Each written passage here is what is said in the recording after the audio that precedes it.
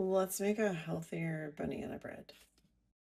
First thing you need is 3 bananas. I actually had a frozen one too, so I have 4 bananas in there.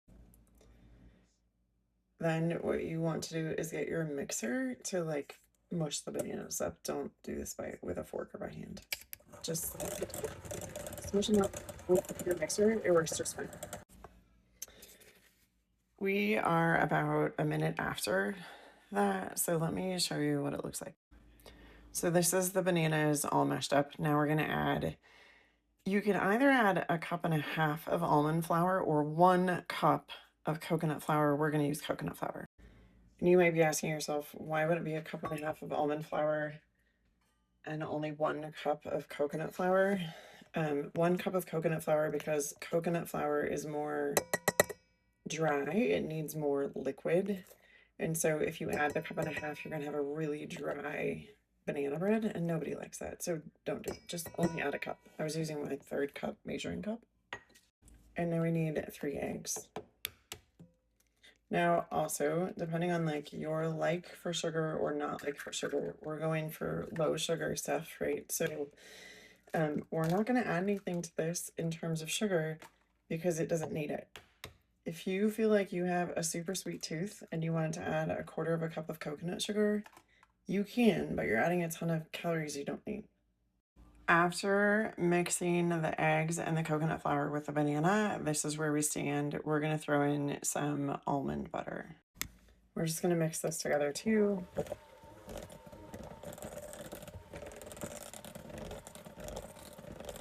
And that just gives it a little bit more creaminess. But again, this coconut flour, we may have to add a little bit more in terms of like whips, okay? Because this stuff is dry.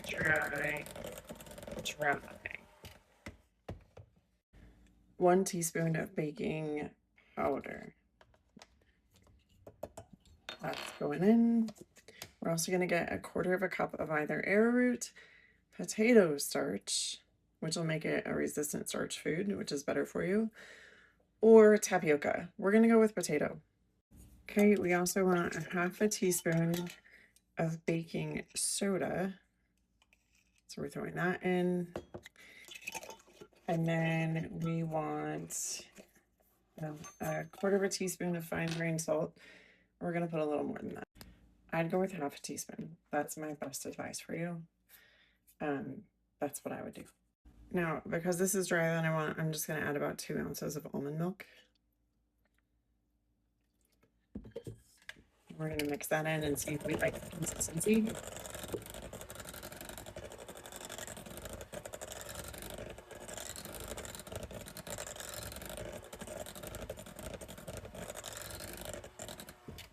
Better. Let's get the chocolate chips. So this is the only sugar besides the bananas that I'm adding into this, okay?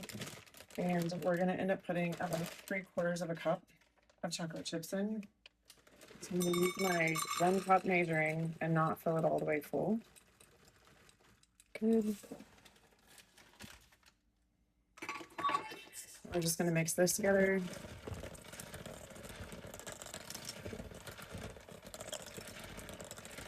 Now, if you wanted to make this extra chocolatey, you could throw in 2 tablespoons of cacao powder as well.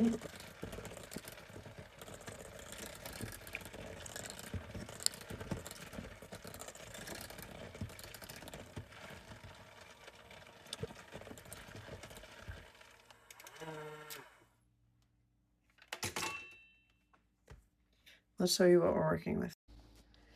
This is our dough for the bread before we get it in a bread loaf pan. You could butter your pan or use coconut oil, whatever you wanted to. I just use parchment paper because it's going to make my life easier pulling it out. We're just going to take this and get it all into the pan.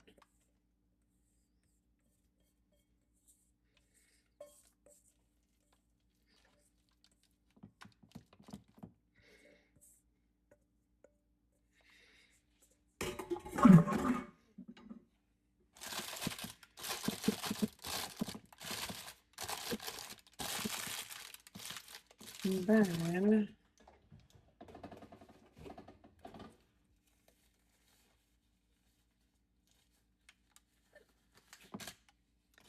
I'm just gonna smush it down and make it all nice and flat. We are going to warm up the oven to 350 degrees, and we're gonna cook it for an hour. It's been about an hour, and we're gonna check on this banana. This is what it looks like still sitting in the oven, but let's get a toothpick and test how done it is. So again, the coconut flour is thicker, but that comes out pretty clean, so we're gonna pull this out. So we're gonna leave it in the pan, just like that, on a cooling rack so it doesn't burn the countertop or melt the countertop or whatever. And we'll cut into this later and see how it is. Okay, this is cooled enough. We're gonna cut it so that the boys can have a slice with their dinner, and I'll just show you what it looks like on the inside. So it's very moist and it's still a little steamy. I don't know if you can see that. Okay. That's pretty good. It's like a little doughy though. A little doughy? Yeah. So maybe it could have cooked a little bit longer, but he's not complaining about eating it.